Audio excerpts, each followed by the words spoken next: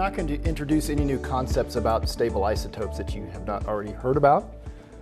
You spent some time with Todd Dawson, so you know about water relations. You spent some time with, probably John Roden was here earlier last week, and he told you about leaf water enrichment models and how the oxygen gets incorporated into organic material and gets sent around the plant. So I'm not going to teach you anything new about isotopes. I would say that the last three lectures, the one after mine, the one tonight, and the one tomorrow, will teach you a lot about isotopes that you haven't heard about by three National Academy members. So it's my great pleasure to be the warm-up act for the last three speakers of this course. It's sort of like Molly Hatchet opening up for the Rolling Stones. I know all of you are fans of Molly Hatchet, but I'm sure all of you know the Rolling Stones, and so that's coming afterwards. Okay, so just some ideas about, or some interesting notes to be aware of about the atmospheric water budget.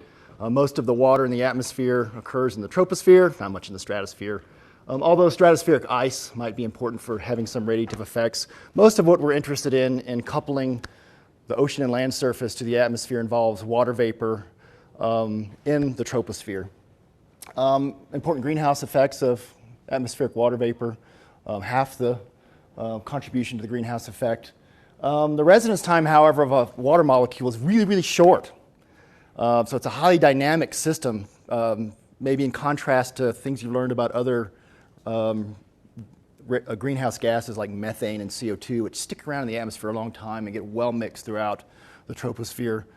Water molecules stick around the atmosphere for a very short amount of time, and so there's a lot of structural, spatial heterogeneity in the isotopic composition of atmospheric water vapor, and thus the imprint that it has on the land surface and the landscape level variability. And you learned a lot about that from Todd Dawson's lecture. So I'm going to hit on a lot of those same concepts and themes and just provide you with some nice stories of applications of what you can do with isotopes to understand something about the atmospheric water budget, but mostly I'm going to focus on land surface processes, evapotranspiration, sublimation, as a way to understand how ecohydrology plays a role in the climate system and feedbacks to the climate.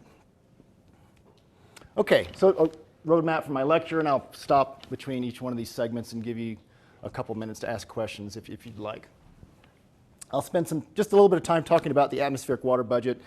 In past years, I've spent more time on this, but I've realized over the years as I continue to work in this area of the biosphere, particularly the terrestrial surface atmosphere coupling and interactions in the water cycle, I focus a lot on the ecosystem scale, so I'll give you some examples of how you can use isotopes to trace the fluxes from the land surface back to the atmosphere, and spend less time on the large-scale hydrological patterns associated with transport and energy exchange with the atmospheric water vapor at a global scale.